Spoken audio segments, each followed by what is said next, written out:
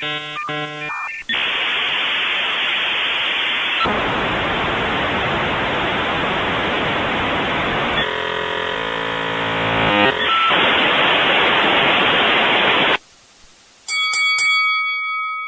can't do it. Okay. We'll do it live. Okay. No. We'll do it live. F it. Do it live. I'll write it and we'll do it live.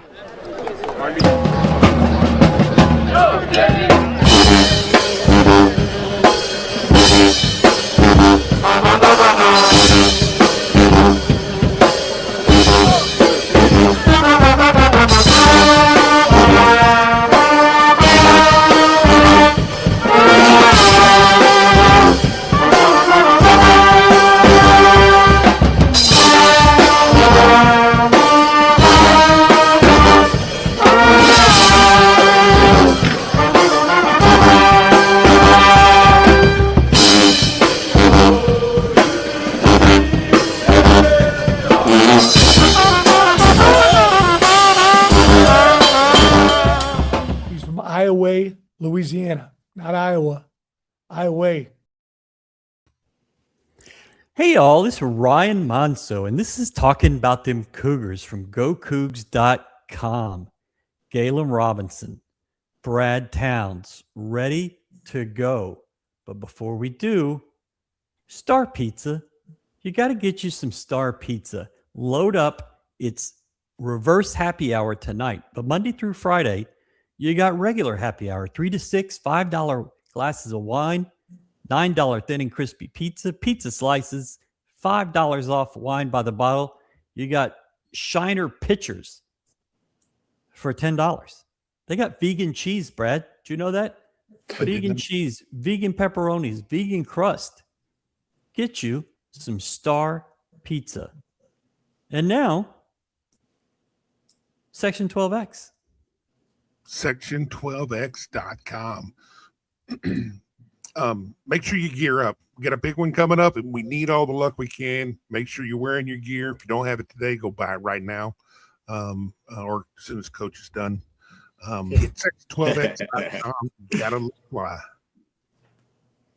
All right, we're going to bring in Kelvin Sampson. He was here 8 minutes early.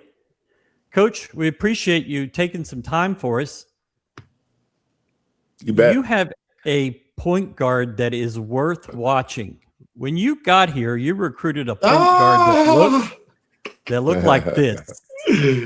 Oh, man. You've kind of gone up in the world, huh?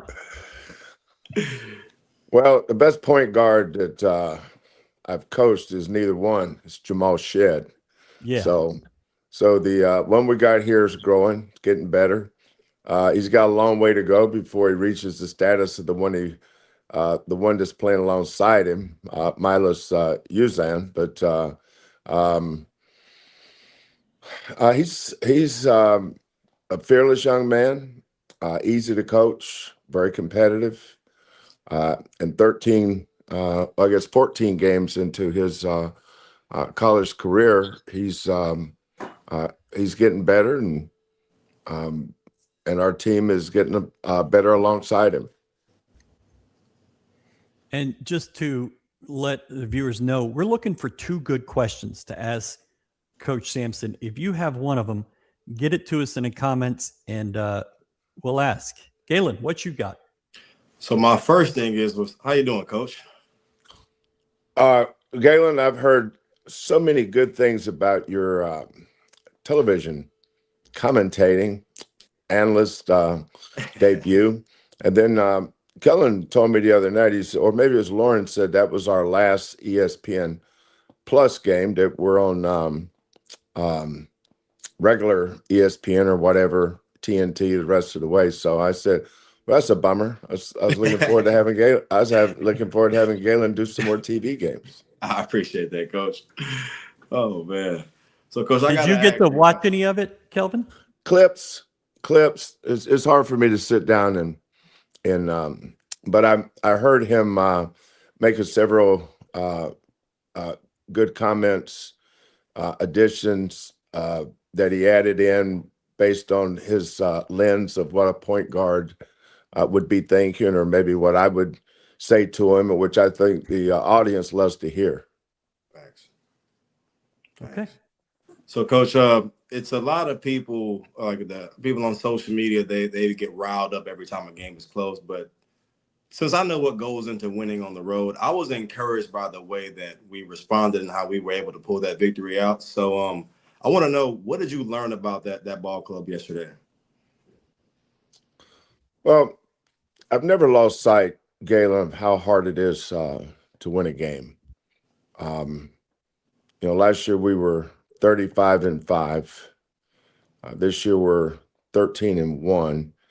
I think if you add the two together, that's what, 48-6. Yeah. So what I've learned is we're a lot better at winning than we are pleasing people. That's a fair statement.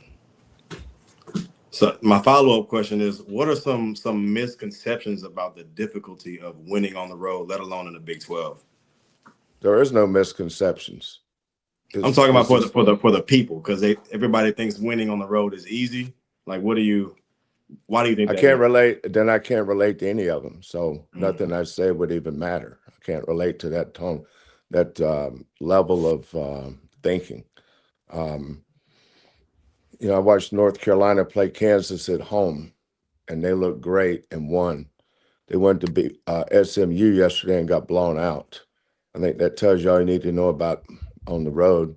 I saw Kansas. I can't remember who I was watching them play, but they beat somebody really good at home. Then they lost on the road yesterday to UCF. So, I mean, if you got to explain that, Galen, you're wasting your time. Fair point. Coach, you said a couple of weeks ago that this has been a very interesting team to coach. Can you explain what you mean by that? Yeah. So, so in the last 8 or 9 years, our success is because of we have really good players, and their level of progress, or how you would gauge how they improve, is kind of really solid incrementally. They go up in certain areas every game. I think it's more difficult when you play freshmen. For instance, yesterday, Cincinnati started Day Thomas, Jizzle James, the big kid Chom, who's in his I think 3rd or 4th year major college basketball. Harris, who started it for West Virginia last year. Baba Miller, who started at Florida State. And so you think about their Kirk Kriisa came off the bench, who started at Arizona, starting point guard, started at Kentucky, West Virginia, and now Cincinnati. Think about his experience. Whereas we're playing, everybody said, yeah, but they're pros. No, they're not. Kriisa's not a pro, and neither is CNAC. Now, maybe be projected draft choices, but they're probably not going to be pros until 2 or 3 years after, once they get in the NBA, if they're fortunate enough to get there. But they're not now. They're college freshmen. I watch them every day. I coached in the NBA for 6 years. I'm pretty sure I know what an NBA player looks like, and neither one of those guys are NBA players. Both of them are good college players, but they're not nowhere close to being good NBA players.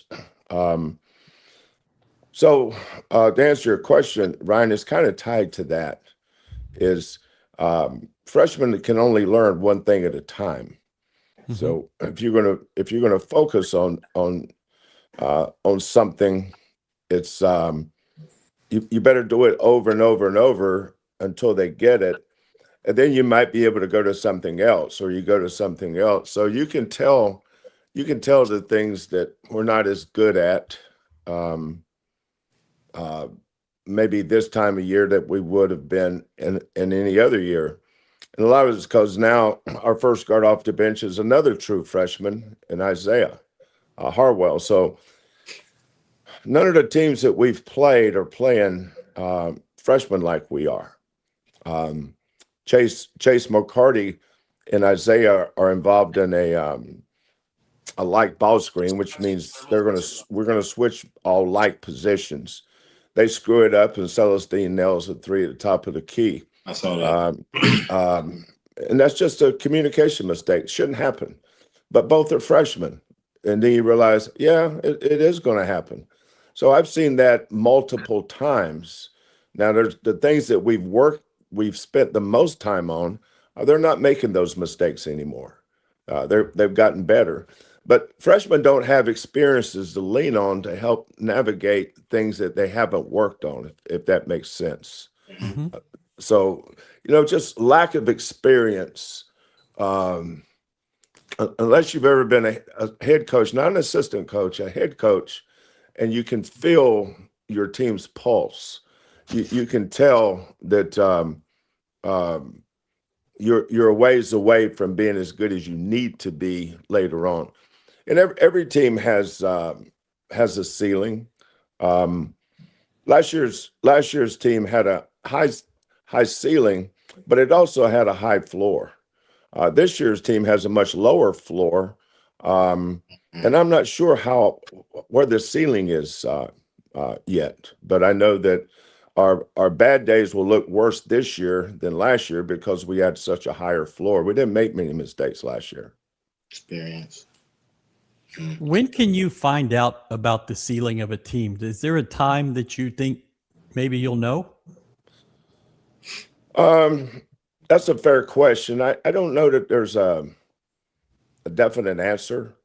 It may be in a loss. It may be, one thing I've noticed about people that don't coach is they overreact to losses way different than coaches do. So if you're in this league now, Arizona and Iowa State, to me, are the two best teams I've seen. I don't think we're as good as either one of those two teams right now. So I don't know if they're going to lose any games. Arizona's good enough probably to go undefeated. And I saw what Iowa State did at Purdue. They may go undefeated too. I don't know. I don't know that our team has the ceiling of those two teams. But I don't really worry about other teams' ceilings. I just worry about ours. Everybody obviously has an opinion on this or an opinion on that, but I do know that this team can get a lot better. And we have time to do it. We played 2 or 3 games so far that we could have easily lost. But last year's team did too. I mean, everybody focuses on the Florida game, for instance. We could have easily lost the Purdue game. I don't know if anybody watched that Duke game because I never hear them mention it. They mostly mention the Florida game. But the Duke game, we could have easily lost. Yeah. Central Florida on the road, we were down 1 with 3.5 seconds to go. That was, because you're winning your close games, that's why I don't get carried away with the wins, and I don't really get carried away with losses either. Because had we lost those games, I'd known that if we would have played a little bit better here or there, we probably could have won it. So you're good enough to lose games, but you're also good enough to win them. I think the things that helps us is we work so hard on details and the discipline part of the game. Like being down 10, I can't tell you how many times in October and November we put 6 minutes left in the game and the score is 65-53. We're down 12. Here's the way we want to play down 12. That's what coaches do. Now, other people may not think of that, but that's okay. You're not a coach. You're not supposed to think of that. So our kids, but it's we're not doing that because we're special or smarter than anybody else. I don't know of any coach that doesn't do that. It's called late game situations or special situations. Some teams If they're down, they're going to extend their pressure. So you have to work on that. So you're down 10 on the clock. How are you going to play? Or if you're up 10 on the clock, how are you going to play? I was watching Texas Tech and Duke play tonight on film, and I think Duke was up 16. I could be mistaken there. Might have been 14 or so, whatever. It's close to 16. And the difference in that game was real simple. And you guys take this as a learning tool. Here's how teams lose leads, and here's how teams come back on teams. Are you ready? Because this is really, really good stuff right here. Uh-oh. When you stop making shots and the other team starts making shots, the difference in the game is going to get tight. So don't say, I don't know what happened. They came back from 10 down. I just told you. You stop making shots. And all of a sudden, they started making shots. When Duke was up 16, they couldn't miss.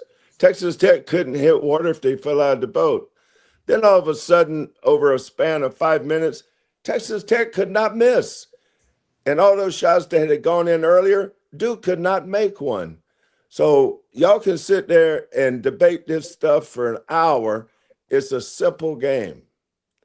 If one team is making, it's like the start of the game yesterday.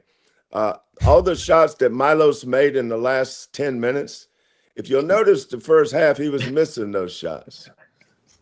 I don't think I called a different play or called the miss the shot Milos offense or the make the shot Milos offense. There's all the same. Sometimes the thing that keeps you in the game is your defense and your rebounding. So for us, we've been fortunate to have an identity, and our defense and our rebounding keeps in some games a lot of nights when the ball just won't go in. And there's a lot of nights when the ball won't go in. Absolutely. So, Coach, I got to ask you. So you mentioned the first guard off the bench, but yesterday I noticed it was Ramon. What luxury is it as a coach to have a guy like that who, what he does, the impact, it might not show up on the stat sheet, but his impact and his fingerprints are all over the game. Like he came in, he made a game-changing charge at the end of the game, what you would call a winning play. What is a luxury like that to have a player like that?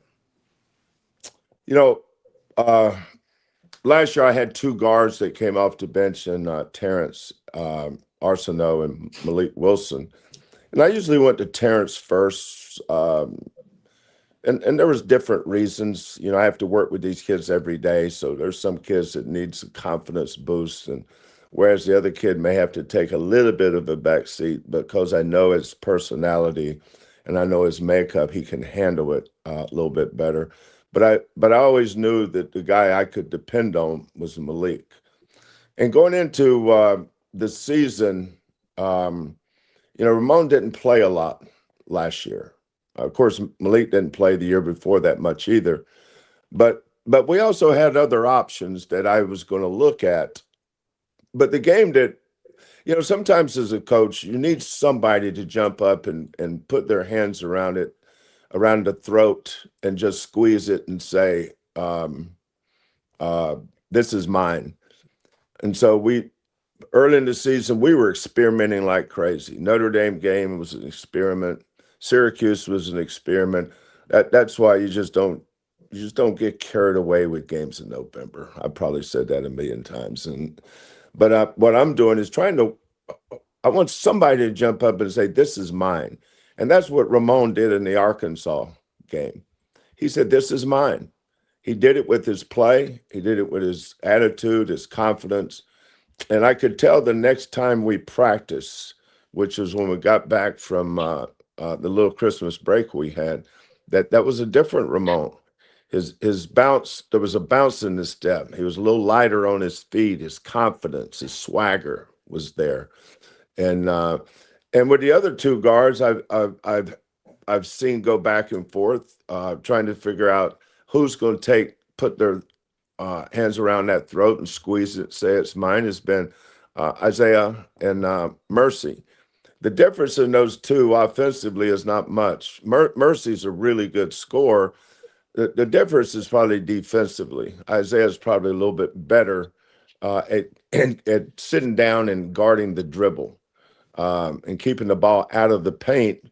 And the thing about keeping the ball out of the paint, Galen, you know this, it keeps our bigs from having to help, Absolutely. which opens up offensive rebounding for the other team. And that's why it's so important not to get beat off the dribble all the time. Because if you're getting beat off the dribble, I mean, here comes JoJo or here comes Khalifa or here comes Senac. And if Kingston doesn't come out of the corner and crack back or block out those guys' man, then they're free to get offensive rebounds, and which is why we were so good with Jamal. A lot of the nights our offense was Jamal just getting the paint. If it goes in, that's cool. If it doesn't, we got two piranhas on either side of the rim getting ready to put it in, and Javier or J1 or – but that's, you know, that's how we've won games. But this year we've got to do a better job of keeping the ball out of the paint. Now, Day Thomas was hurting us yesterday, but he was hurting us from 22 feet with a hand in his face. Not a lot we could do about that. Those were just tough shots. It's like the shot at the end of the half. Mhm. Couldn't have drawn up a better defense. Our defense was excellent. Sometimes the offense just beats it because it's a hard shot. You've done that, Galen. You sprinted down there and a guy comes up to block your shot. Instead of releasing it at 12 feet over his hand, you've had to throw it up to 14 feet because he's playing great defense. Well, sometimes that just goes in. But Ramon is he's played in so many big games, even back to his freshman year when Tremont had shoulder surgery and Marcus had the broken bone in his foot. We went to Temple that very first game, and he had Jamal kicked it to him in the corner his freshman year, and he banged a big three. Wichita State, he made a great play. Arizona in the game to go to the Elite Eight, he made I can't remember how many points he scored. I think it was 8 or 9, maybe something like that. But Ramon's been there before, and he's had kind of had an up and down last couple of years, but he's had guys in front of him that were better than him too. So he wasn't going to beat them out, and it was hard for him to find his niche. Mhm. And that's why I'm so proud of him. Ramon was never going to leave. I mean, he's just not going to leave. He's a Cougar. He loves this program too much. So I knew he was always going to come back. But I'm glad that he came back, and he's having a great, or he's putting himself in a position to really help us down the stretch. And that's all as a coach you want. Mm-hmm. So, Coach, knowing how hard it is to win on the road, first true road test, honestly, and with 4 freshmen, I got to ask, what's your post-game message to your team after yesterday? Mm-hmm. Well, first of all, I never focus on negatives after games. For instance, after the Middle Tennessee game, I think I brought him in and said, let's thank the good Lord for this opportunity. Because I wanted to make sure I didn't say something I didn't want to say, so I just didn't say anything. Then after the game yesterday, I just talked about JoJo's offensive rebounds. You know, it's always it's the unscripted points for us that we focus on every day in practice. Points off turnovers, points off of off our misses, which is second chance points, and then fast break points. It was like the Middle Tennessee game. We played really hard in that game. We just didn't compete at the level I would want us to, but we played really hard. We scored 30 points off their misses, so it wasn't a waste of time. I mean, our kids played hard, but we have a different standard around here for those kind of things. But you know, after we're the winningest program in America over the last 8 years, so obviously I'm not going to overreact to one game. Okay. So, last question, Coach. So you said that was the aha moment that kind of made you like, yeah, you know what? That's going to be my captain one day. What was the aha moment in Kingston's recruitment that made you be like, yeah, I want him to play for me? I think there's a freshness about kids that are a little naive. You know, you had a little bit of that, Galen, but you and Jamal's ego was bigger than Kingston's. Now nobody's ego is bigger than Dejan's. Oh. But you had a healthy ego. Coach? You had a healthy ego, not in a negative way, in a very positive way, and you were vocal with it like that, but in a positive way, and so was Jamal. Kingston's naivety was more quiet. He didn't say a whole lot. You know, I've noticed him in interviews. He talks more in interviews than he did to me the first 10 times I talked to him, probably. But I also understand how some kids are like that with head coaches. So I always take that with a grain of salt. Just getting to know, you know, his father's a fireman, works every day of his life. His mother's a nurse. She works just about every day of her life. He's got a sister that just signed a national letter of intent with Duke. And he's got 3 other sisters that's going to sign national letters of intent to play major college basketball as well. So, or maybe 2 other sisters. No, 3. No, 2. I get mixed up sometime. 3 total. Yeah, that's it.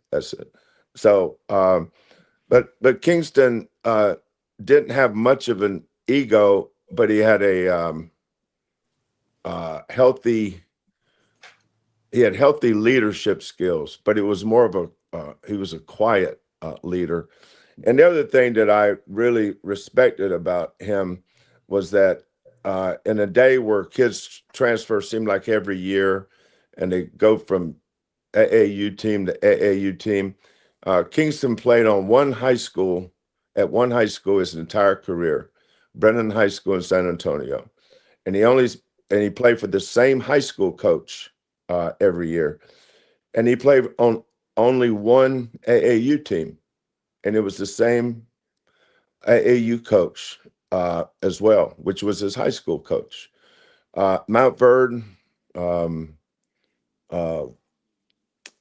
you name it, Link, all the top Oak Hill, Oak Hill, all the top prep schools. Prolific Prep, Dynamic Prep, you name it. They all tried to get Kingston. Kingston was always loyal.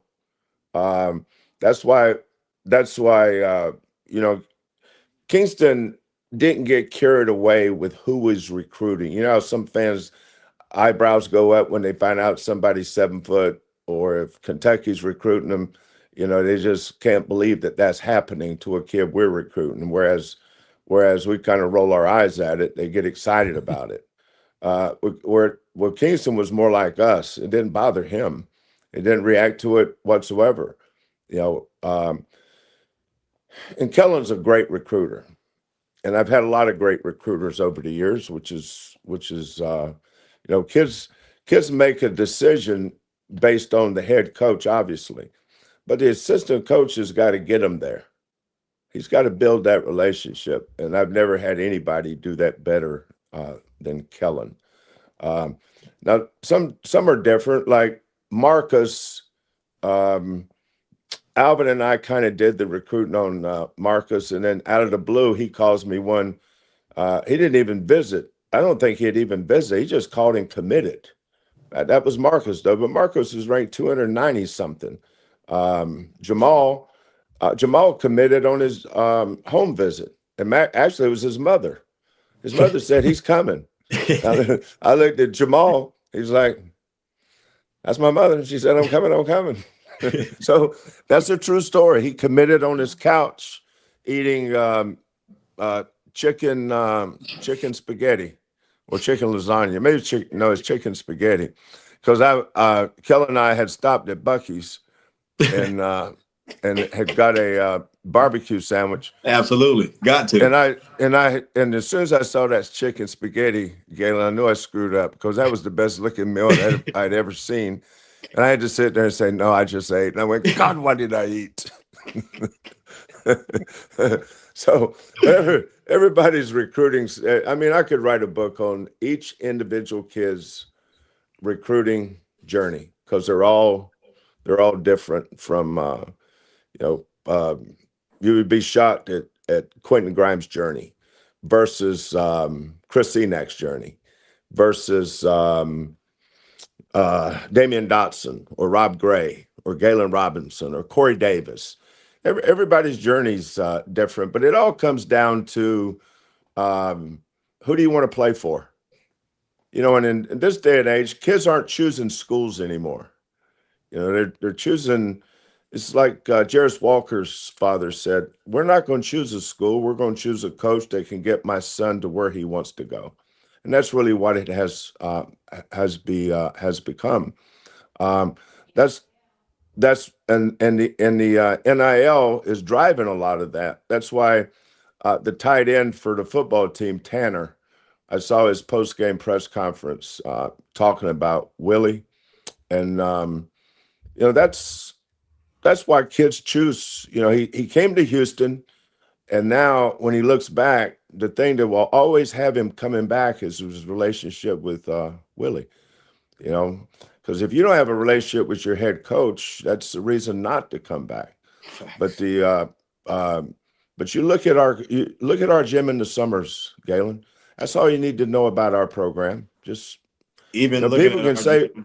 People can say what they want to about our program. All you got to do is come in there in the middle of June or middle of July and look how many former players are in that gym. I'll trade that for anything. And on top of that, Coach, just at the Middle Tennessee shoot-around, Jarris being there, obviously I was there, but Jarris being there before he has an NBA game against the Rockets. It's like, man, that really does speak volumes. Yeah. I remember standing on the sideline. I was at the far end at Fertitta when Detroit came in last year. The Eastern teams only come play the Western teams twice a year, once at home, once away. And I was down there getting on somebody about something. And next thing I know, I feel somebody come up behind me and just grab me. And I was already irate. And then all of a sudden, they went from grab me to put their hands over my eyes. And I go, this better be Lauren. and I turn around and look, and it was Marcus. And all I could do is just start laughing and give him a hug. And he said, Coach, I just came to tell you I loved you. And I said, I love you too, Marcus. That's crazy. That's crazy, man. Yeah, but I'm sorry. Go ahead, Ryan. No, go ahead, Coach. I was talking about I did a podcast with Dot. You know what I'm talking. You guys know what I'm talking. Perspective. Yeah. And he does an amazing job, doesn't he? Yeah. The job you guys do for our fans is amazing. You give them an outlet. You give them a voice. But just seeing Galen up there, is a feather in the cap of our program, because coaches come and go. My time will be here pretty soon, and I'll be gone. But the players, the fans will always remember the players, and it should always be a players program. The program should be known for the players because they're the most important asset we have. And they'll be here forever.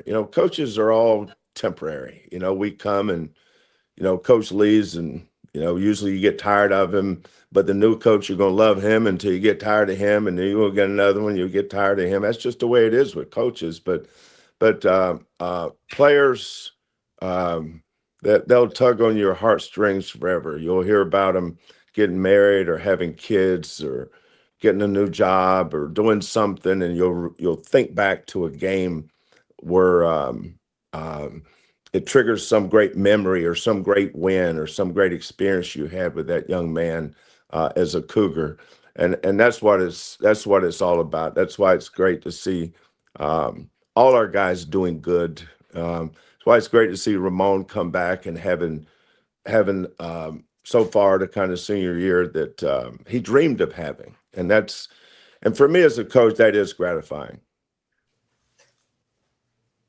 If you're ready to write that book on recruits, you just let me know. Facts. Hey, coach. It would nobody else probably would care about it, but I think a lot of Cougar fans would. I think it would be awesome. A viewer question, Coach, what's a habit you had to unlearn as a young coach that made you better later in your career? That's a great question, but it's a very easy answer for me. I think as a young coach, I coached with both eyes open and both ears open.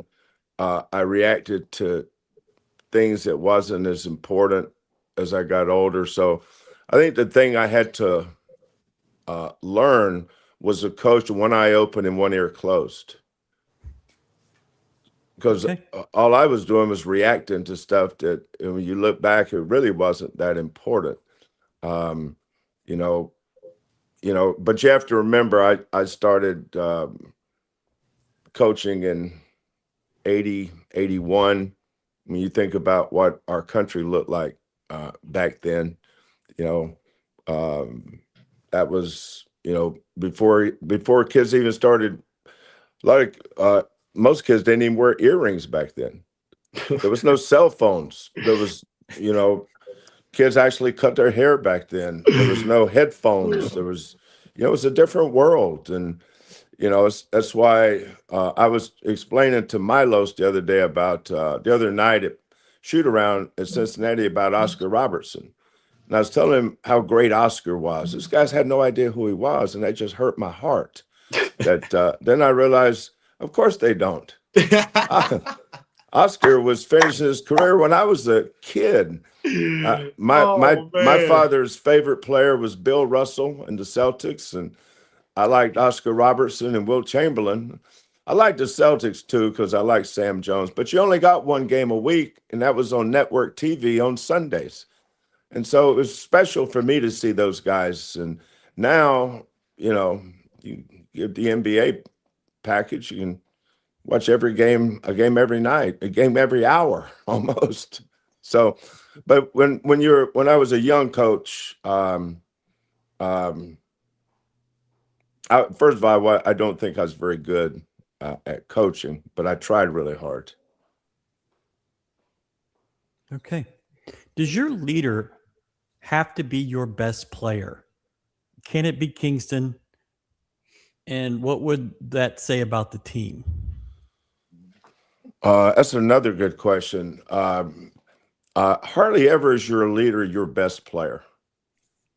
I don't think it's hardly ever your best player. Some best players aren't capable of being your leader. I thought one of the problems coming out of Vegas last year, going into December, was we didn't have a leader. We didn't have anybody that took account, held other people accountable. J1 didn't know how because Jamal was always holding him accountable.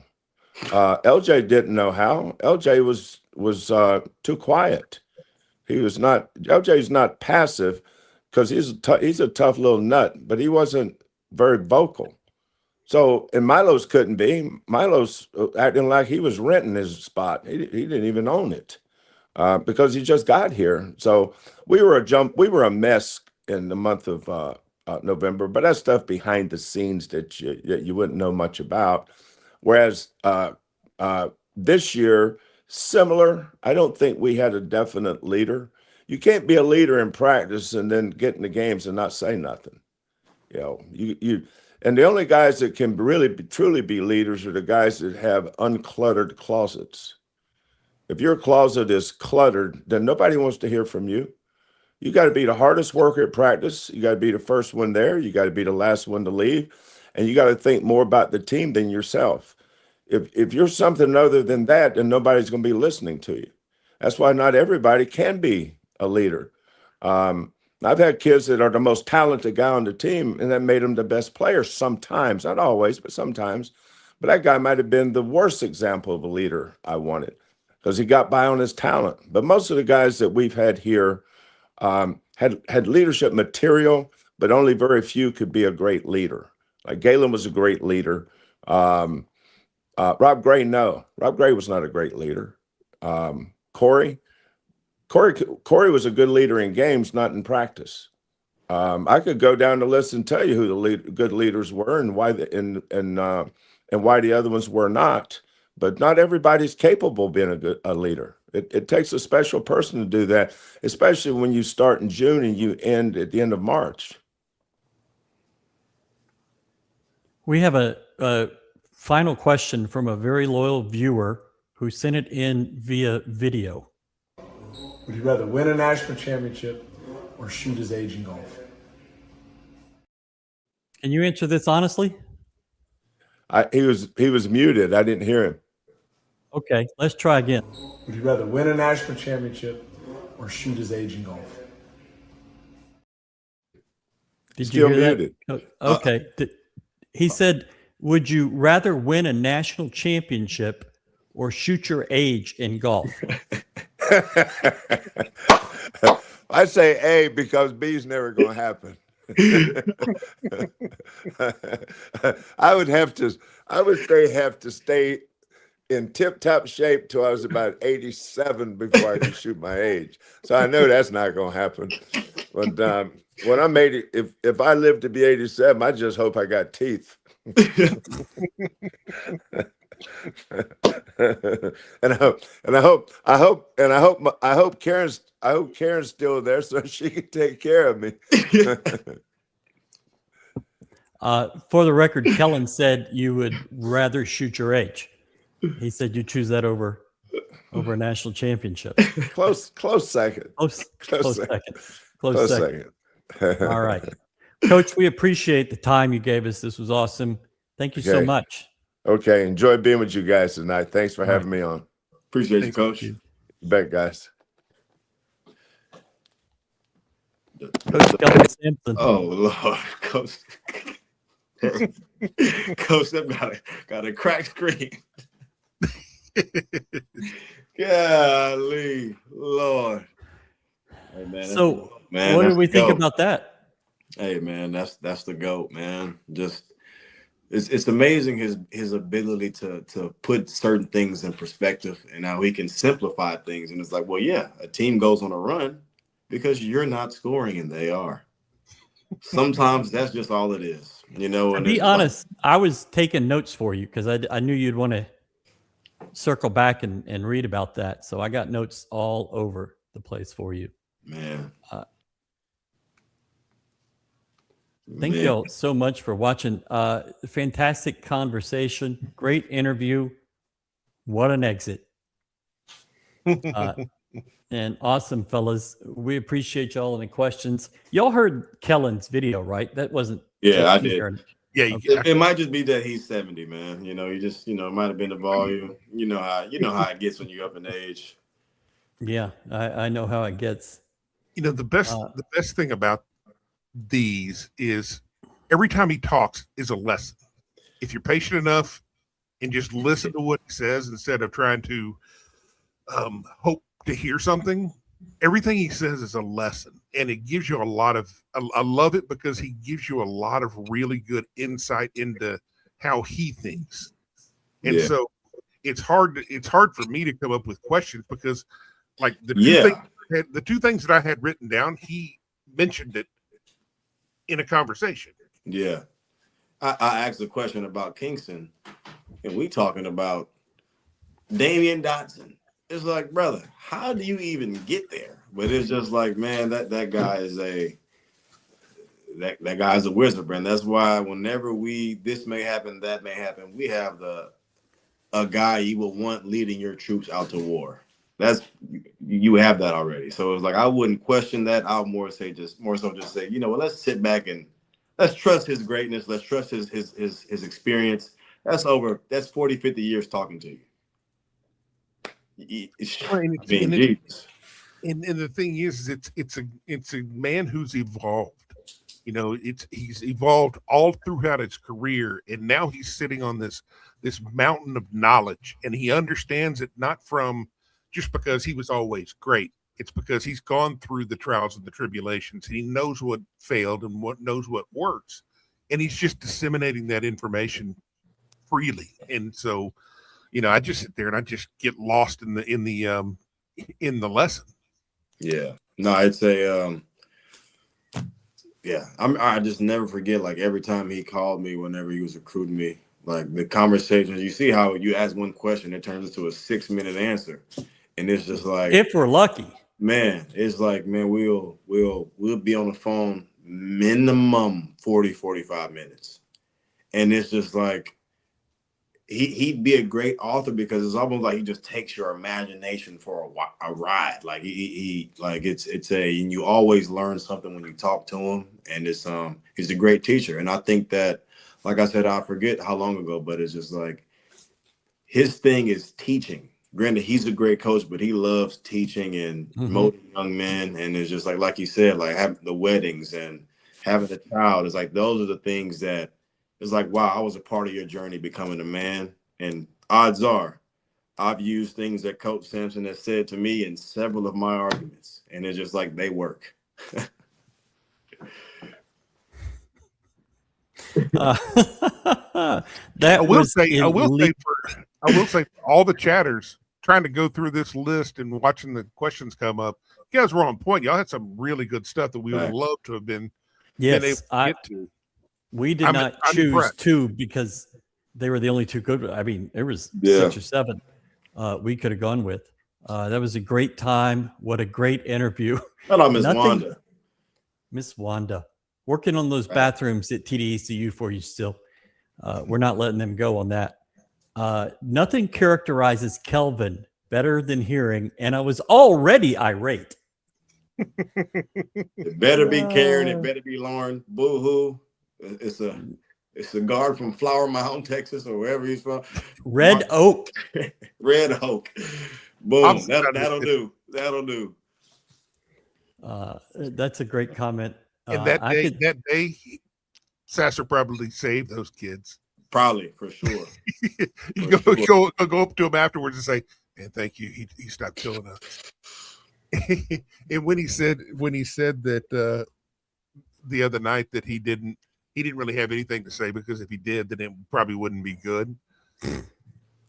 I could just feel that. It's like, oh man, that's when you know it's going to be bad. That's when you know he's really pissed off. And I'm just thinking about my old coaches that if they don't say anything, it's over. That next practice, they're going to get it back in blood for surely. For surely. So they practiced this afternoon, and we were told this was our day to go. We were told, okay, be here at 4. Okay, hang on. They're watching a lot of film. Be here at 4:30. I'm like, who are they playing next? Oh, the only team in the Big 12 to beat them at home. Oh, well, it was 5:10, 5:15 before they were done watching their film, practicing. Whew.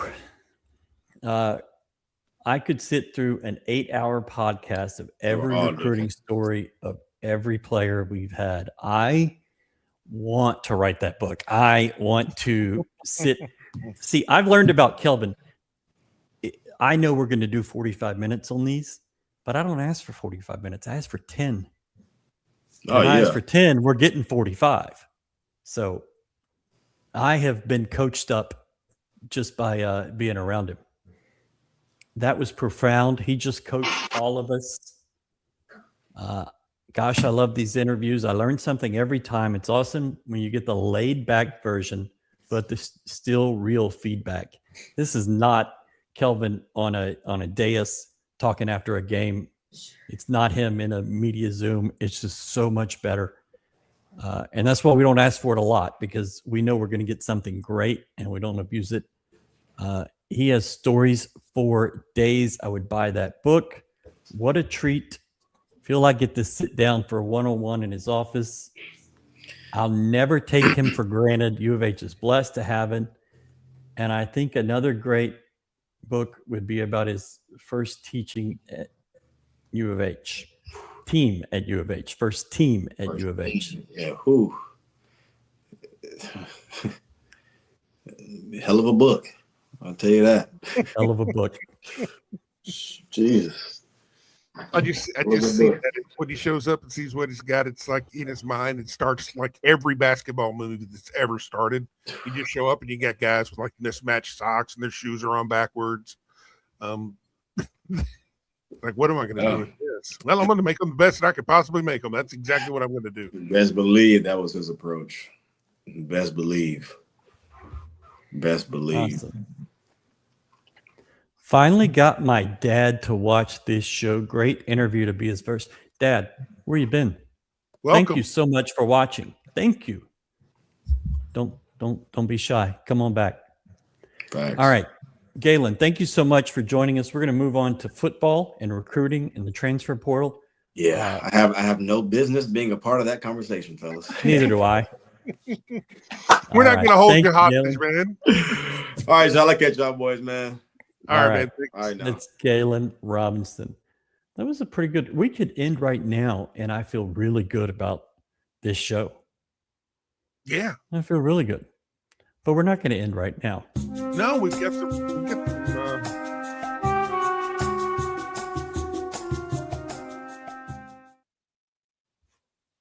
We got more.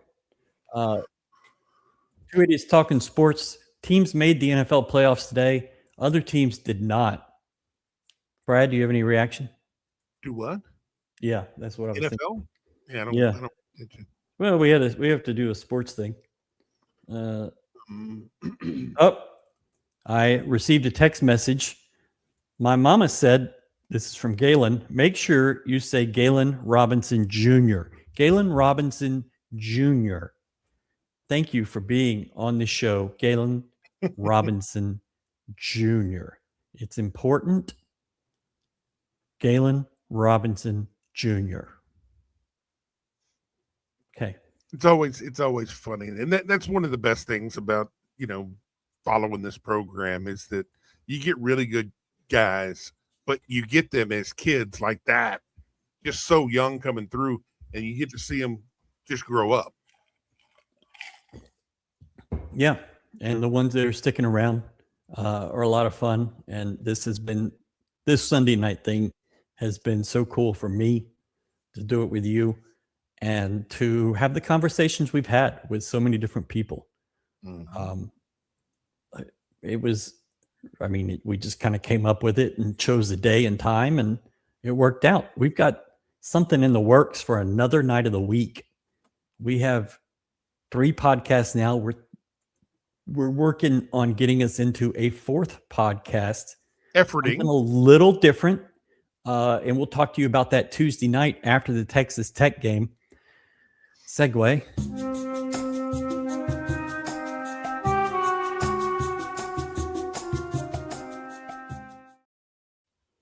Now we're going to bring in Martin Marroquin.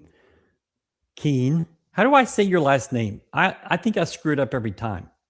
Marroquin. Well, I'm not saying that. Marroquin. So give me the white version. Marroquin. Okay. Marroquin. Okay, we can do that. Martin is here to talk transfer portal, big gets, guys leaving. Martin, busy day today. What are your first thoughts about kind of what you saw? So I would say last year's portal was pretty impactful. I mean, it led to 10 wins this year. They kind of revamped the O-line from what was left over. The first round or series of commitment signees get is probably potentially more impactful, more marquee. Like obviously Connor Wigman's a huge deal, former 5-star. He played really well, but getting offensive line talent is probably the hardest thing for a program to do. And granted, this is a transfer portal, it's more short term, but the kid they got from Tulane that they previously coached might be a Sunday guy. I think Matai Hughes is another good year as a Sunday guy. And the Groot Terrell, I'm not sure which one, how you say it, but he's a good player himself. And then, yeah, they got a good cornerback as well. I think if this is just the first series of what's to come, this is going to be a good portal session or round for the team. Yeah. We have a little issue with your audio. It's, what would you call it, Brad? Muffled? Yeah.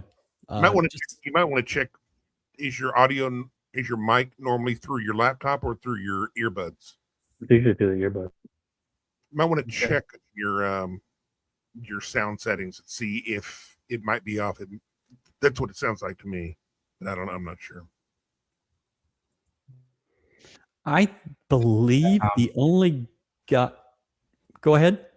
Does that sound better? Yes. Yes. Thank you. Much Does it better. sound any different? No, it sounds way better. Whatever happened right there, perfect. You've got 15 or so guys that have gone out. I think the only one that is signed anywhere is Zion Taylor. Am I missing anybody that's committed and signed? I don't think anybody else has. Uh-oh. Well, I'll tell you what, whenever I saw the Tulane guy go in to the portal. Which one? The running back from Oregon? Well, he's an Oregon guy now, but yeah, the guard from Tulane. Oh, first thing I thought, Hurst. That was my number one guy that I thought. I think it would be perfect. Why?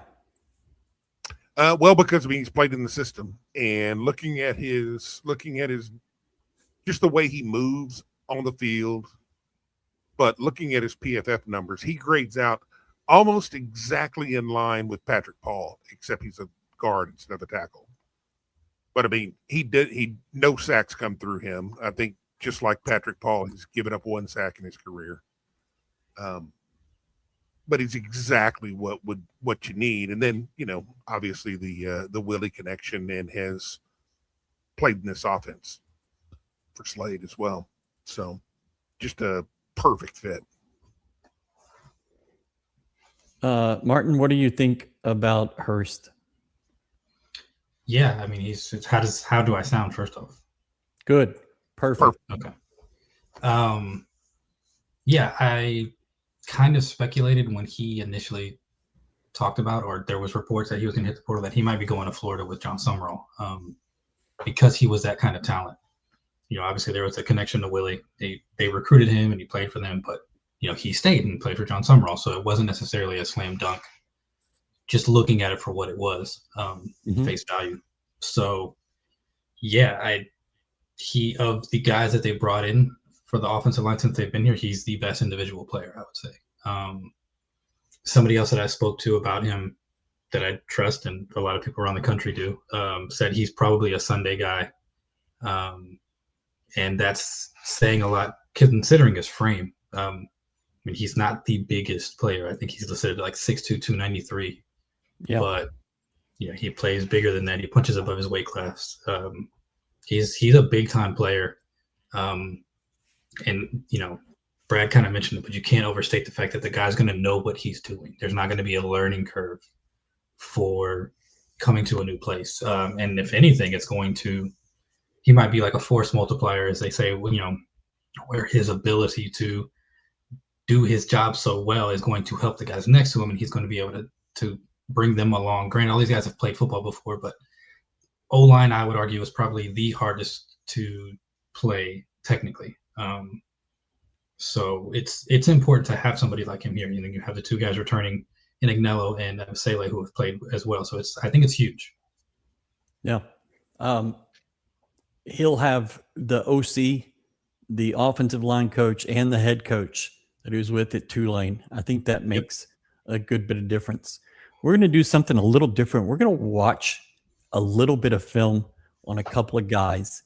This first one, and we're going to be able to talk over this film, is Hurst and the running back Hughes. This is a play in a game against Louisiana, I guess from 2 years ago. Mm-hmm. And you're going to see that's the left guard.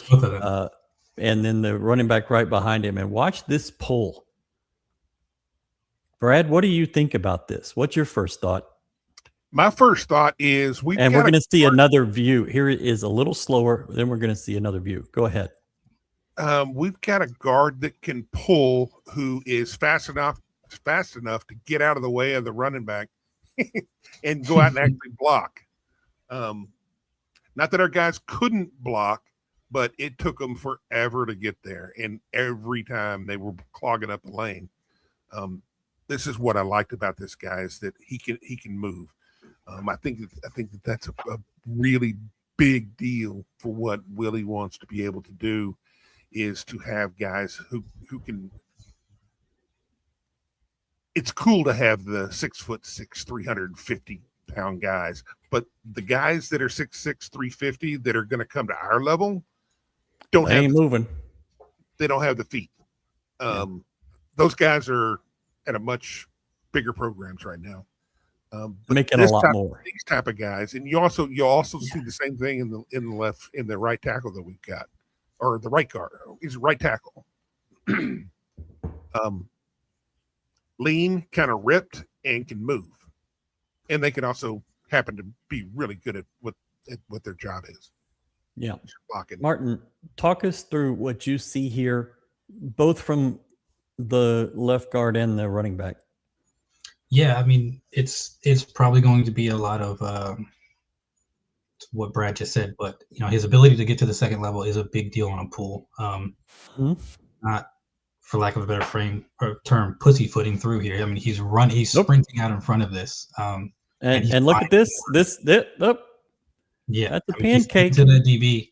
And a lot of guys are able to get to that next level and are athletic enough to get out in front of the play, but he's getting a hold of the guy. He's getting square to the player, and he's driving him downfield. So it's another player that your ball carrier doesn't have to, worry about. It's a huge deal. That's very good play there. I mean, and he's going to do it consistently. I posted a screenshot of his PFF grades over the last 3 years, and again, I'm going to state they're not the gospel, but they're a very good indication of what you're getting in a player. And he has very much improved over the last 3 years. And so that was 2024 play. 2025 was even better. Okay, but you pulled that just so you have both of those guys in the same. I'm a guy that likes the all 22 view, but that play, I actually like the sideline TV view better because you get to see him just truck that guy. Yeah. Easily my favorite clip of him that I've seen. Yeah, and it's a better indication of how far downfield he really is too when you see it from the side. For sure. I'm pulling it up just for that view by itself. Let's see if we can get it. Our technology doesn't really do this, but we'll see if it happens. If it doesn't, I can blame Martin. He had bad microphone. Yeah. Guys, I'm doing my best here with the microphone. I don't know. I don't know. No, it's good. It's good. Here's the side and just boom. I'm taking guys with him. Just a really nice play. I like him. Yeah, and I don't think anybody's going to be more happy to get Mekhi Hughes than Amon Nagavi, O-line coach. I think it's an old adage, O-line coaches, I think they believe that a good running back can fix a lot of holes because, they're just better at what they do. So a smaller hole they can get to, they have better vision, things like that. So, that's not a knock on Dean Connors. Obviously, they did very well this year, but again, this guy knows he's going to step on a campus, put on a uniform, and know exactly what he's supposed to do. He knows exactly where the play is going to go, what the O-line is supposed to do. And on these types of plays where the left guard is pulling for him, he knows exactly what to expect out of Chandre Hurst. Yeah. Tell me about Ethan Terrell. Is it Ethan or Drew? Did I get his name wrong? I wrote it down wrong. Maybe. Okay. It's fine. There's a lot happening right now. There's a lot of names. There's over 5,000, I think, now in the portal. So, yeah, he's not quite the athlete that Chandre Hurst is, but that's not a knock on him, obviously. But he's athletic in his own right. He's built similar to Chandre Hurst. I saw some comments on Twitter about beefing him up a bit, but he's 6'6", 289. I think his frame is fine. I'm sure he's going to try to put some weight on. Dalton Merriman was 6'9" and 300 pounds. He was only 11. Not much heavier than him. At a much skinnier, taller frame. But I'm curious to see if they don't intend on bringing in another tackle body. I think he might be just as good on the interior, doing a lot of the same things that Shadre Hurst does. I mean, I think he's more than capable to play on the outside if that's the plan. I don't think it's an issue. But it's just something I thought about talking to somebody else as well. He can handle playing on the outside and pass block. His grades would say he's a better runner, run blocker rather. But I think a lot of that was their system. He was doing a lot of like sealing the edges and opening up like counters and things like that and what they were doing. But that he was almost like playing guard from the outside while they were doing run stuff and playing tackle when they were calling pass plays. But yeah, I think he's going to fit into what they do very well. If there's one thing I can say about Wes Fritz and his ability to spot talent, I mean, it's been proven, and they're winning, and they know the players they brought in, and on a short-term, basis, they do a great job of bringing in guys that can do what they need. I mean, for a lot of these guys, it's a rental, and you've got to find somebody who fits in both culturally, but also can elevate your play. And if you'd have talked about this after 2 or 3 games this year with the offensive line, you would have been like, eh. But what they turned into by the end of the year was pretty damn good. And that just shows the valuation that maybe, no offense, they didn't have when you were there with Dana. Yeah. Here's some Drew Terrell. So you'll see here, this is a good rep. He gets driven back a little bit, he anchors, and he holds his ground. When I was talking to somebody earlier about him, nature is his biggest weakness, I guess. He can only be as big as he is, including, his arm length, and, he can put on weight, but his frame is going to be what it is. But he does a good job of staying in front of pass rushers. He can hold his anchor like he did here with, setting his feet and not giving up ground. And he's maintaining the pocket for the quarterback. So it's exactly what you want. Yeah. The same play. And this is against Wisconsin, so it's Power 4 competition. For sure. Here's another clip of Terrell. I think it's a little longer. Same game against Wisconsin. Mm-hmm. Yeah, I mean, you're going to see the same thing here. He pushes the defender up, upfield past the quarterback. Again, maintains the pocket, does a good job holding his ground. Gets his arms extended as much as he can. I mean, this is what you want in the pass rep. And again, it's a good sample to see against Wisconsin. They're very good program. Okay. What about the guy from SFA, Jalen Mayo? Yeah, I mean, he's going to be comfortable with his coach. Coach Trice came over from SFA, and Jalen Mayo came over with him. He was initially at Virginia Union, I believe, before he went to SFA. And I've been digging through stats and stuff. He's seeing what I can. All 22 is kind of tough to find for some schools in Southland Conference and things like that. But his PFF grades are nuts in terms of just a scale of what he might be able to provide. There was a lot of blue, and blue is like in the 90s. So he's got the frame that I think they're looking for. I think he's 6'1", 190, 200 pounds, somewhere around there. And from what I read and looked through stat-wise, he's going to be the same kind of corner in the sense that he's willing to come up and hit and play on the outside against screens and things like that. Do you think PFF does a good job at the FCS level? Do you think that's something you can trust? I don't know. I'm asking. I think so. And my pat on my back, I guess, that I always mention is when Jared Verse came out of Albany, he ended up being like the number 8 pick in the draft. His was lit up with blues and greens, and I had my boss at the time when I was an intern watching him. We got him on an OV and sent him to Florida State, and that guy at Albany with the same level of grades ended up being, first round pick. I'm not saying that's what's going to happen with Mayo, but it is a good indication of a good player at that level. Okay. Brad, where is Virginia Union? I don't know, probably Montana. Yeah, it's in Virginia. I thought you'd get that one. I'll be honest. The surprised. I think the first thing people see is like, oh man, how's this guy going to translate to Division I and P4? I make a joke about P4 now because it's always been a joke. The best thing about corners is skill travels. Because corners are reading, reacting, and running, and those just kind of go where they go. It's not an overwhelmingly physical deal that can be worked on. And one of the better corners we had recently is, what was his name? Kid from TSU, Isaiah Hamilton. Yeah, left for played here and went on to Ole Miss.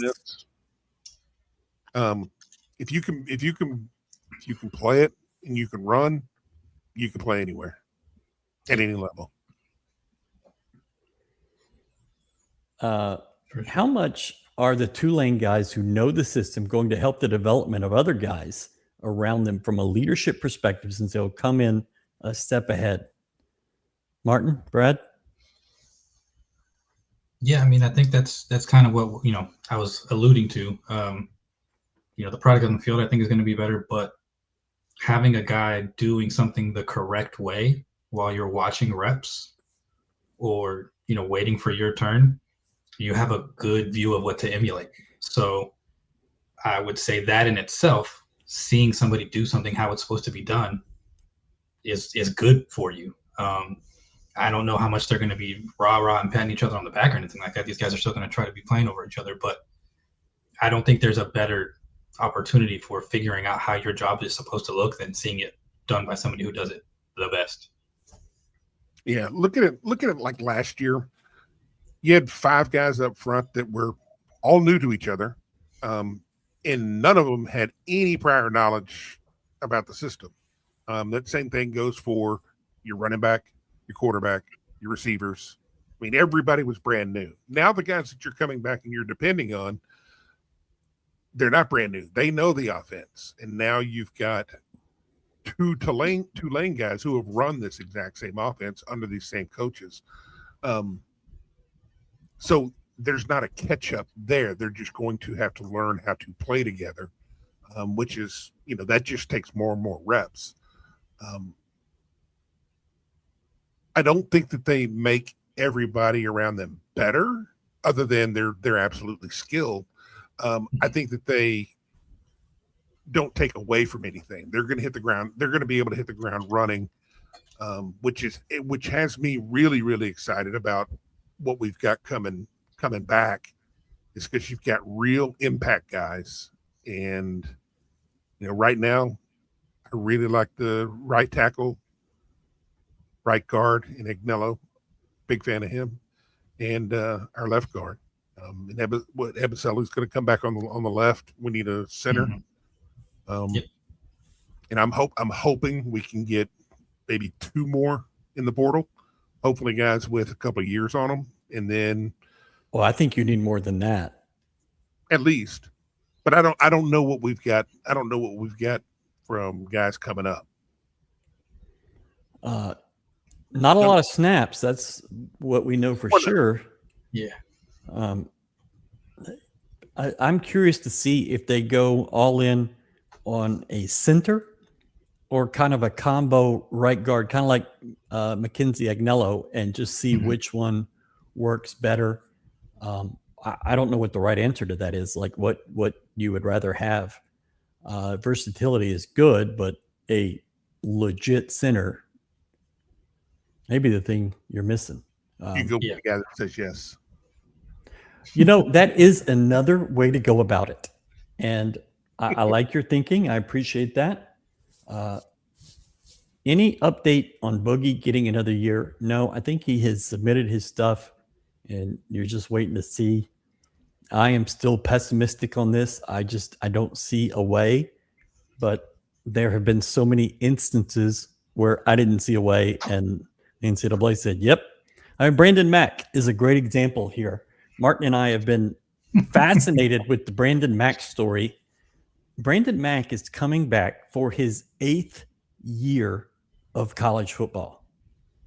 I had a guy follow me today on Twitter whose name is Brandon Mack Jr. He was a high school senior, and I was like, holy crap, already? But different family. Brandon Mack has dealt with serious issues, serious injuries.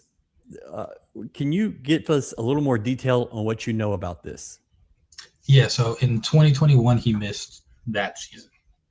He had a list rank injury while at Ole Miss. So he lost that year. He missed it, injuries.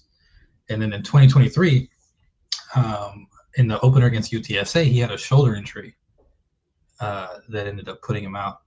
And he, I guess, funny, story I can tell from my experience being on the sideline at the time, they couldn't figure out when they took him back, talking to one of the medical guys, what the issue was, because I guess mobility and range and all that stuff, he was fine.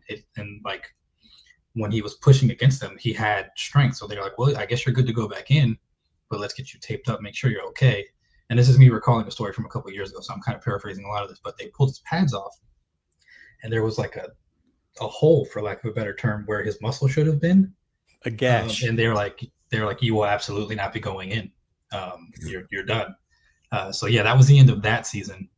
And yeah, he was lucky enough that he filed for more years, and the NCAA gave him 2. So,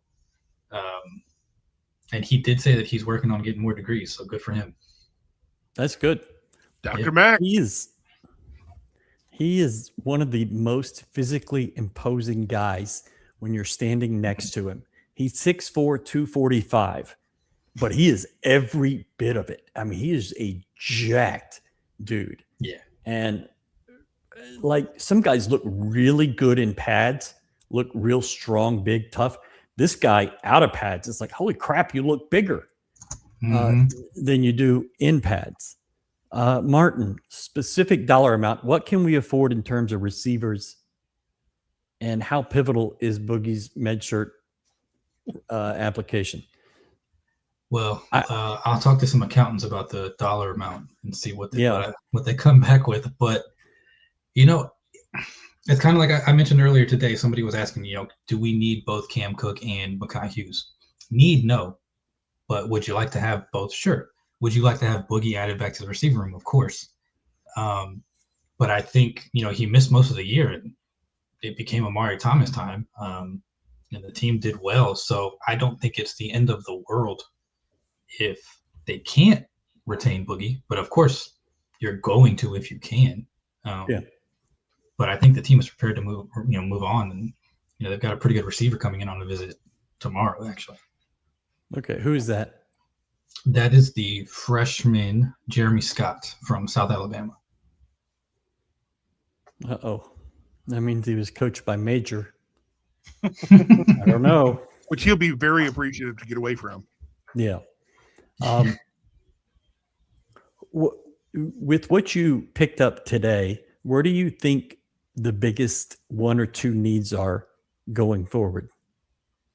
I think we hit on center. I think it's probably need number 1, at least for the offense.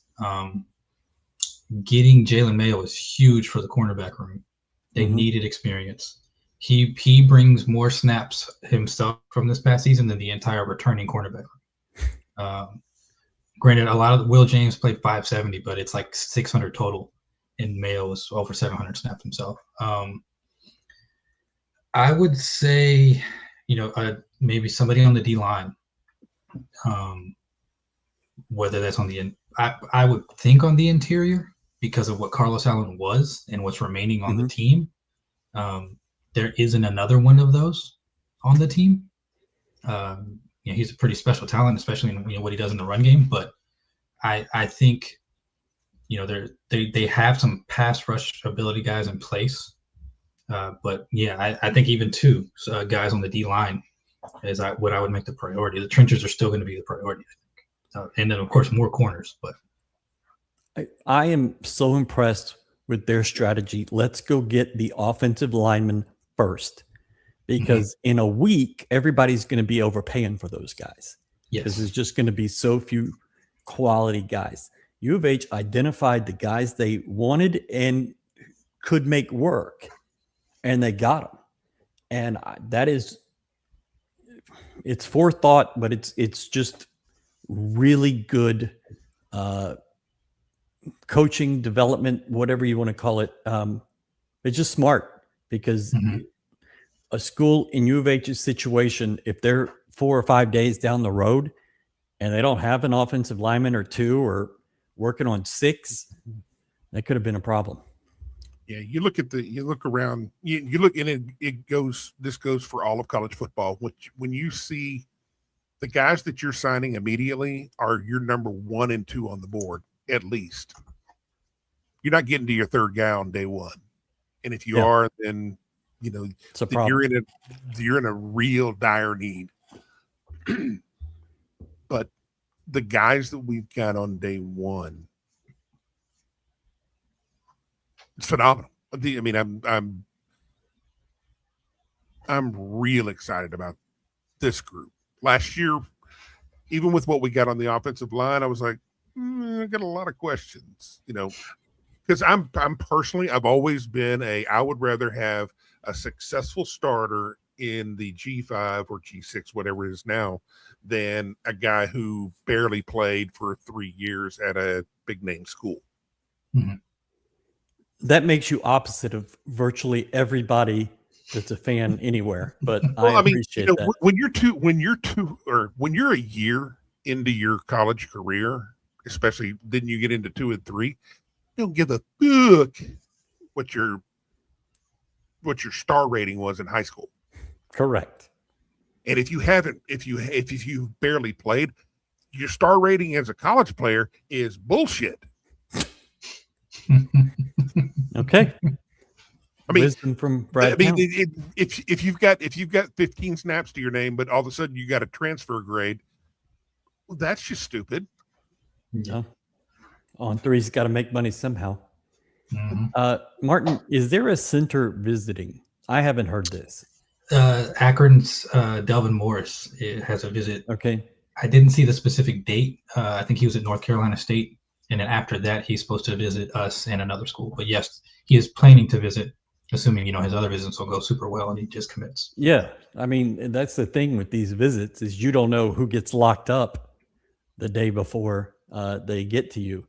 With our bad luck with injuries at running back, I will take all we can. Do you really think there's a remote possibility that you could get Cam Cook and Hughes? You could, sure, but I think it's a bad use of resources. Yeah. I just don't. I don't know what the numbers are, but I'm sure you would rather spend more money elsewhere than on 2 running backs. Yeah, and I just don't know why those guys would come in and immediately have their carries cut in half. So yeah, Cam Cook just ran for 600 yards. You had to pick one, and you got the one that said yes. So move on to the next spot. I think that's all the questions I had. Brad, do you have anything? Oh, the backup quarterbacks. This is the one I was looking for. Do you have any ideas of backup quarterbacks on the portal looking?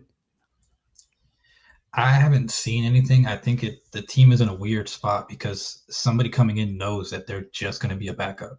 And it's not the first weekend priority either. No, and I think anybody, these guys who are continuing to play college football think that they can still be the guy somewhere. So, it's going to take a lot to get somebody to commit to. You're not going to be the guy this year. You're not going to be the guy next year. You'll never be the guy. You're going to be a career backup, and there's a possibility that anybody can go down at any time. It'd be what it'd be. Yeah. And, maybe there's a grad guy out there who wants to just come back home for a year or something like that. And that's very possible towards the end of the process in the window. I don't think it's going to be a priority in the first week, certainly.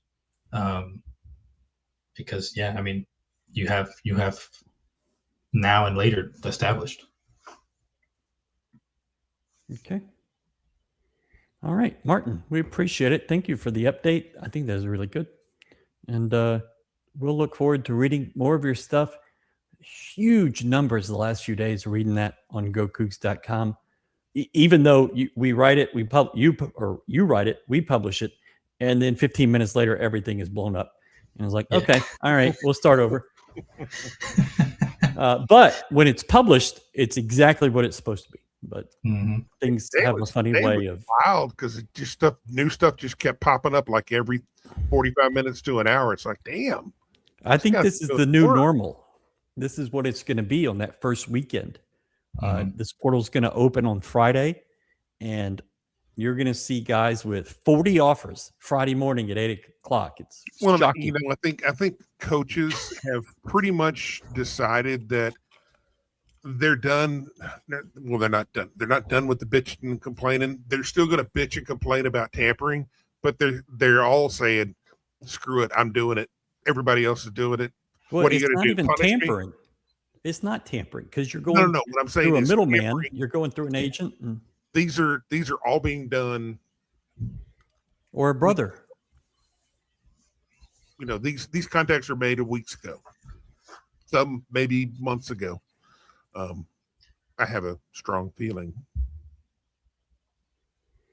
I know that a school like Indiana was rooting around rosters, this roster included, for guys early November. And if Indiana was doing it, certainly everybody else is doing it. And that's okay. I mean, if everybody's playing by the same rules, that's fine. Can y'all explain to me, before you go, Martin, how the hell is Sorsby the greatest recruit ever in the history of the world? He was considered the 12th or 13th best in the Big 12 to start the year. They lost 5 straight to end the year. They didn't win after Halloween. What am I missing? I don't know. Sam Levitt also from Arizona State is getting a lot of attention. But him, I at least understand. Yeah, he's put up numbers. Better numbers. Yeah. And I mean, he won. Yeah. Sorsby's a good quarterback, a good college quarterback. I think everybody has in mind somebody that they could potentially target. Sorsby might be better than the roster that was around him. So they think, if we get him in here in our system, he'll play better with better players. He was initially at Indiana before he transferred to Cincinnati. There was a lot of speculation he might end up back there. So I mean, I don't know, other than he's a veteran who's played major college football. So he's motivated to continue to have another good year. I don't know. I don't have a better way of putting it than he's trying to make money now and later. So he's going to play his best, and it's better than bringing in a kid who's not played. I think this is a lot like March to early April in the NFL draft process, is that some quarterback is identified as being the best, and the hype builds around them to a point where people just go brain dead. Yeah. And it feels like that's what's happening with Sorsby. DJ Lagway, kind of the same way, is what has he done? Well, when I look at Lagway, at least I can say he's athletic. He's got skills that you can't replicate. Sorsby, I just see a big honky with a big arm that has thrown for 2,800 yards. I mean, that's okay. I mean, woo, neat. But then again, I'm probably ruined because we were hardcore fans in a day where if you weren't throwing for 4,500 yards, you weren't doing shit. It is weird going from the Case Keenum to seeing these great seasons. Well, he had 2,600 yards and 19 touchdowns in the air. And I was like, what game? But, yeah. Well, I mean, the thing is that entire era was, they were everywhere. Yeah. Timmy Chang and real Grant quarterback, Harrell and Cliff. Yeah. For DJ sure. Simons. Yeah, DJ Simons. all the Tech guys. I mean, everybody. Yeah, in Tech. just throw those all in a bucket. All the OU guys. Throw those in a bucket. Mm-hmm. It's 2 a.m. at the transfer portal bar. I don't think it's quite 2 a.m. I think Not quite yet. Brad is not staggering yet. There's still good-looking gals available. Hey, man. Brad is already focused on that 4 over there in the corner and figuring out how to make it work. You hit up the 4 early. You get her locked down. Yeah, you lock that down and keep it on the back burner. Okay. Because they don't care if you're hitting on the 10. That's kind of humorous for everybody, isn't it? Because they know you're probably going to fall right back to them. Yeah. Come this way. Come on, let's get some pancakes. Martin, have you heard anything about the rumor that the ASU quarterback, Sam Leavitt, was not welcomed back because he was in talks with Kentucky during the season? I have heard this. Leavitt's being controlled by his brother is running his recruitment here, which sounds like an absolute disaster. The rumors are hilarious about what his brother's asking for and demanding, but I don't put any credence in that. That's fine. Josh Hoover is another great example. He's going to Indiana. Okay. Josh Hoover. I don't get it. What did Hoover do against U of A this year? Let's see. His numbers. 24 33, 293. I mean, that's fine. He had 3 interceptions. Not great. I mean, his numbers is, last year and this year are solid. Yeah. He throws way too many picks. I mean, that's at least one good thing for Sorsby is he doesn't throw a lot of picks. Well, I mean, he did against the teams that didn't suck, but I mean, during that late season collapse, he had a really big hand in that. Yeah. Real quick, Martin.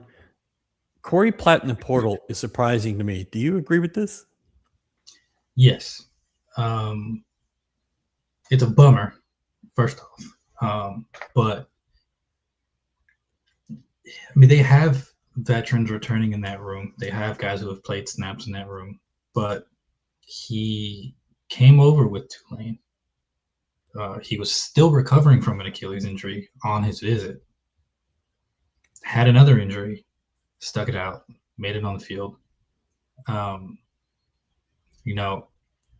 not saying this is what happened because I don't know and I don't want to start a rumor, but everybody who gets in the transfer portal isn't making that decision for themselves necessarily. Correct. And again, I'm not in the building. I'm not saying Corey Platt was pushed out. I don't know. But it is surprising because I don't think he would want to leave these guys.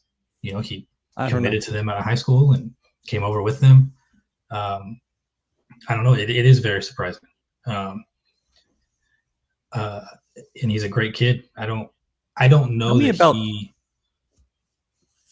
Go ahead.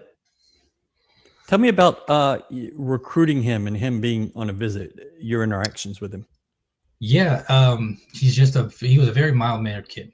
He wasn't boisterous. His family was great. They were all very gracious for everything that was happening. And I mean, they didn't need to be wined and dined. They were coming to play for Willie Fritz from Tulane.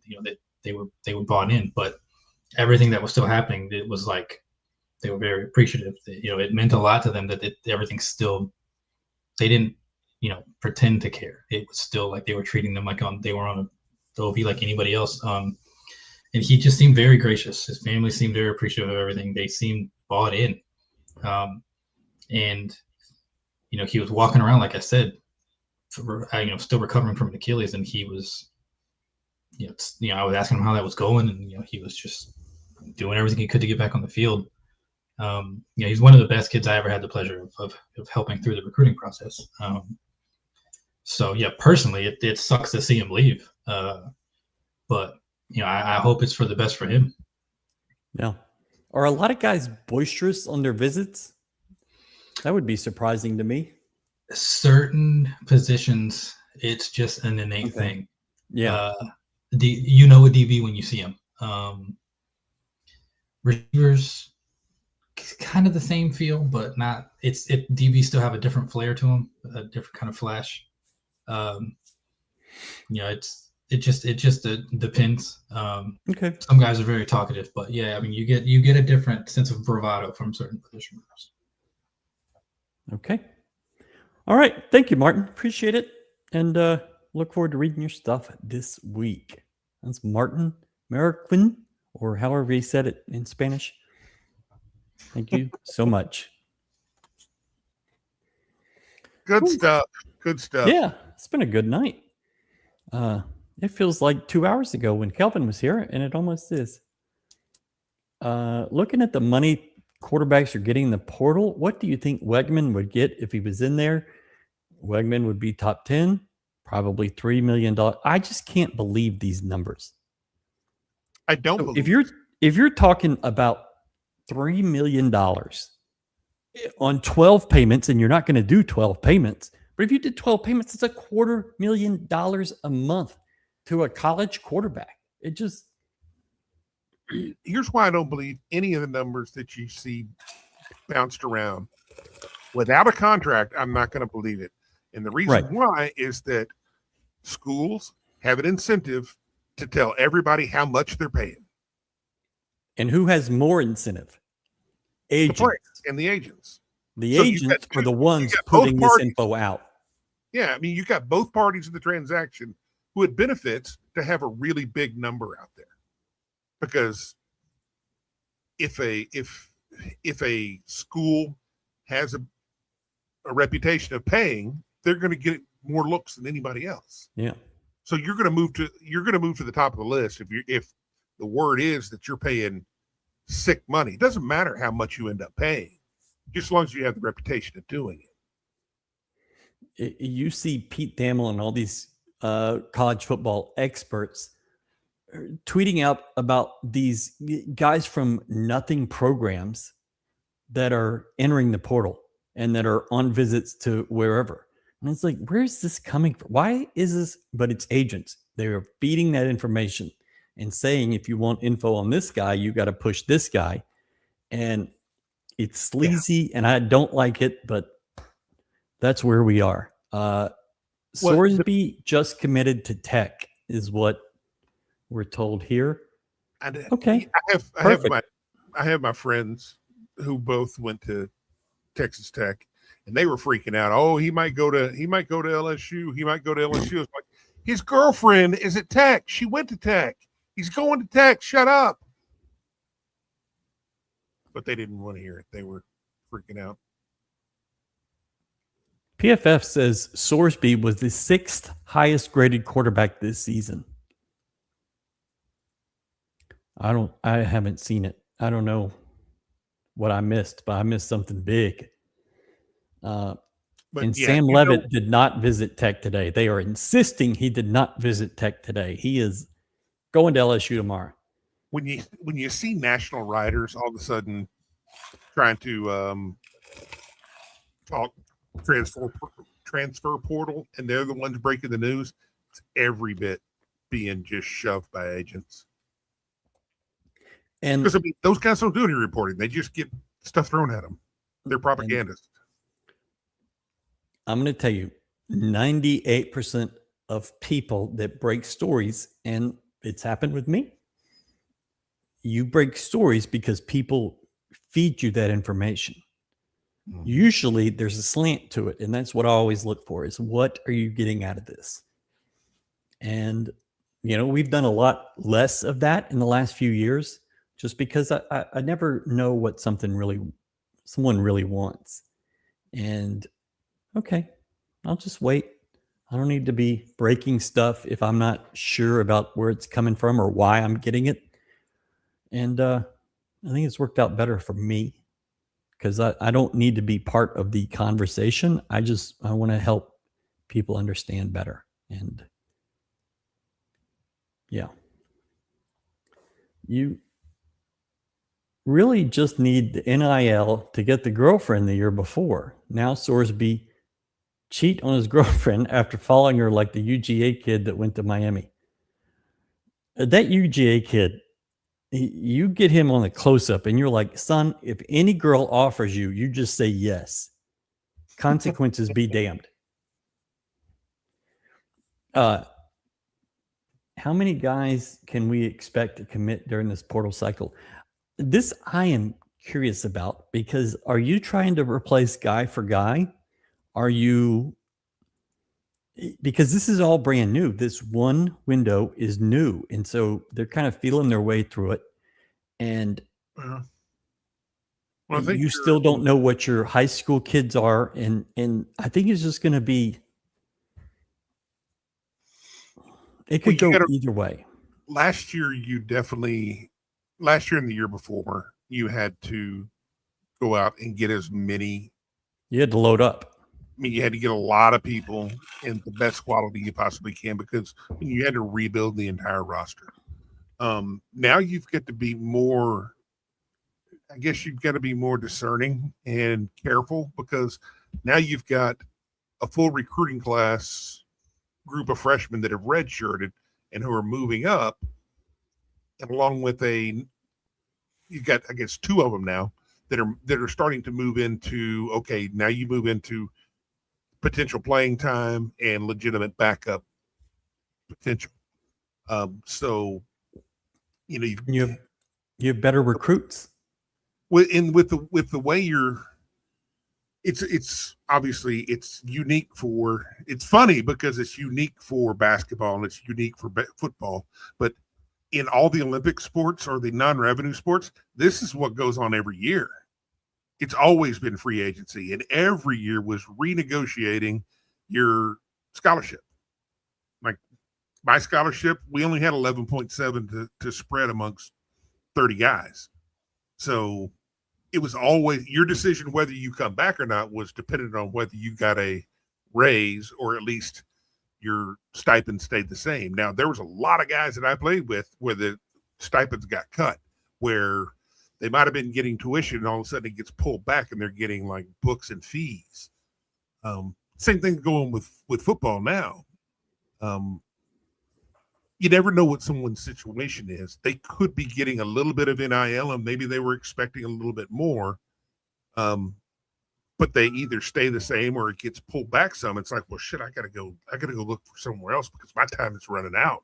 NFL ain't in it for me, so I've got to go get what I got to get. Because if I'm advising them, I say take a look at everything.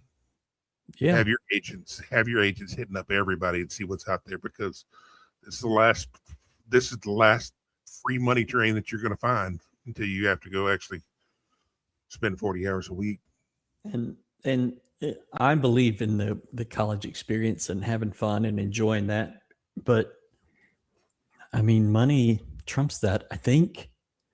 But, in 5 or 10 years, are we going to see guys regret that they moved around to 4 schools? Or are they going to be like, look at my house? So I don't know. But I don't think anybody really has answers right now. Everybody's just trying to grab what they can. And then when this cycle ends on the 16th or 17th, whatever day that is, then you can kind of look back and see, okay, what did we do? What do we need to do going forward? What was our strategy? Did it work? Did we get the guys we thought we would? Where did we screw up? Replacing Tanner is going to be tough. He just fell out of the sky to you at the end. That was just found money, man. Yeah, and they took advantage of it. They used him as well as they possibly could. Yeah, so, I mean, his role you would expect more from, or what he produced, you would expect that from a normal wide receiver. Or a very good wide receiver, frankly. Yeah. It's going to be, it's always hard to find a way to replace that kind of production, but it's out there. Look at Amari. Yeah. And it can come from anywhere. You never know. You've got a guy, Luke McGarry, on this roster who they thought was going to be neck and neck with Tanner for most of the year. He got banged up. I think you're going to see him. I think you're going to see Turtle Frederick. Wyatt Earble is the fastest guy in that tight end room. He could be a factor. He played some Jacoby Thurman. And Caleb Thomas, I think, don't sleep on him. They're going to go find a tight end, I think. It just depends on how it works. But the tight end is such a big deal in this offense. Mm-hmm. I mean, always look at where your coordinator coaches. Your coordinator coaches the tight end room. Okay. The defensive coordinator coaches the linebackers. Okay. I mean, I would think that he might be on the tight end that hit the portal from LSU. Yeah, LSU, the guy from A&M. And I'm not saying that because he's great. I'm saying that because of a previous relationship. So and Slade would know. That Slade would lot. know. Yeah, I mean, he would know the inside and out on that guy. Okay. Do you think Paris Melvin will play multiple positions as a freshman? I think he will get the opportunity in this spring, and he will get the opportunity early in the fall. If they still think that that's a possibility going forward, yeah. But you rarely see that. I can't remember the last guy at U of H. Maybe I'm just not thinking, but I can't remember the last guy that played offense and defense. I think if you can, and he was recruited by defensive coaches, and I think that tells you something. If he can make a dent on defense and on special teams, I think that is awesome. To be able to do it in all three, I think that's really difficult. We'll just have to see. Sorsby is a legit dual threat quarterback with better coaching. He can become an elite quarterback. Satterfield held him back. Maybe he did. Guys are saying Marcus Jones. How are we commenting this? Martin. Oh, okay. Thank you, Martin. I was like, what? How did we do that? Marcus, yeah, but I wouldn't consider him an offensive player. I mean, he played some snaps on offense. I wouldn't. Well, and the good thing for him is that he plays positions that true freshmen can come in and make an impact. Mm-hmm, for sure. And let's see it. They're going to give him every chance. Give him a legit opportunity to do it. Yeah. And what more can you ask for? Mm-hmm. Okay, Brad, let's do final thoughts and get out of here. Final thoughts. I just love listening to Coach Sampson. I mean, literally, he's giving us lessons in basketball, life lessons, the things when he talks about the things, and when he's talking about leadership, when he's talking about development, that's something that carries over to everything. It's not just a basketball thing. That's a life thing that everybody, I think, can take something from. And every time he talks, I just try to soak up as much as possible and just enjoy it while we can.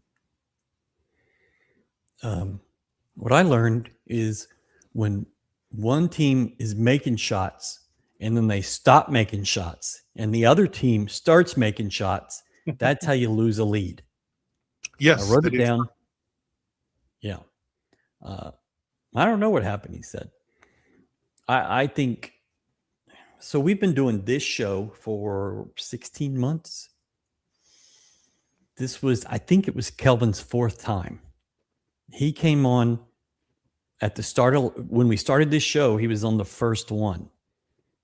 He came on during the season, and then he came on for the right after the selection show, if you remember. I asked for it thinking there's no way in hell. And then they're like, yeah, we'll do that. Like, oh, okay. Mm-hmm. And then tonight, we wanted to wait till conference, till everything kind of settled down, the guys started to learn their roles. Didn't want to waste it in early non-conference, and I think that was pretty smart. You got to be really impressed and appreciative. I am, and I think all of our fans are, that he takes the time, to speak with us. I mean, it's kind of wild. And not only that, I mean, we've had him, we've had Kellen, we've had pretty much all the assistants, just so generous with their time and appreciative of things that we all do. Yeah. Kellen has been on this show more than anybody. Kelvin, we had Quantus, Hollis, and Casey and Mike Eckenham have been on the Old Men podcast.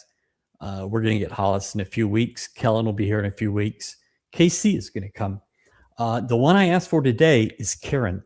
I want Karen because she has a knowledge set that is a little different, but is still awesome. And I had never seen the office that Kelvin was in today. I think it was an office. It could have been like a formal, but that was different. That was nice. He hadn't shown us that before. Herman used Brandon Wilson as a running back in 2016. I don't remember that, but it's very possible. And he was great on special teams, the OU game. Man, that was fun. Star Pizza. You got Star Pizza. Where's my? I worked on this. This is theirs, but I cleaned it up. Join us for happy hour. $5 off wine by the bottle. $5 off wine by the glass. Buckets of Shiner, or not buckets, excuse me, pitchers of Shiner, $10. Pizza slices, $4. Star Pizza, get you Star Pizza. Brad, Section 12X, we've got to be having something coming up, I think. Section12x.com. At this point, you know what's up. Everybody's been there. But if you haven't, new people, go check it out. Go. You got to get geared up, because seriously, what you wear affects the outcome of the game, and nothing affects the outcome more than Section 12X gear. Because if you got a problem, you roll into Section 12X and get socked in the mouth. Yeah, that's how you lose leads. It ain't making shots and not making shots. It's not wearing Section 12X. We're going to be back here with you Tuesday night after the Texas Tech game. That's an 8 o'clock tip. A little late for us. And then we'll be in Waco Saturday. Couple practices this week. We got the content coming out. I think it's going to be pretty good. Martin's going to keep us updated on the portal.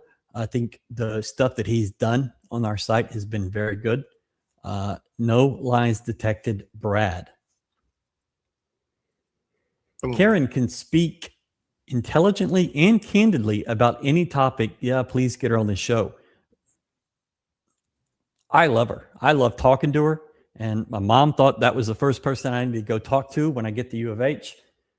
So we're going to get her. So thank you so much for hanging out with us. Almost 900 people tonight on the live, which means we're going to translate that into 4,000 or 5,000 in the next 48 hours. So thank you so much for joining us. And I had a blast. I know Brad did too. And we'll see you Tuesday night.